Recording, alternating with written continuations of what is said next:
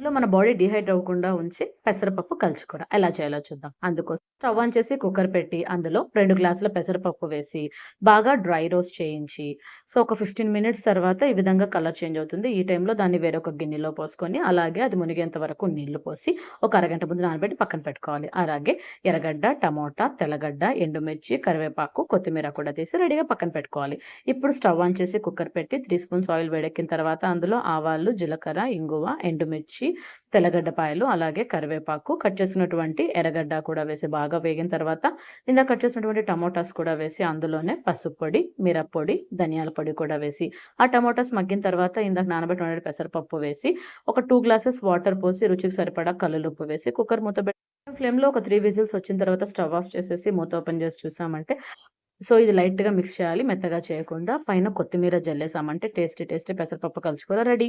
ఈ రెసిపీ నచ్చినట్లయితే లైక్ చేయండి. అలాగే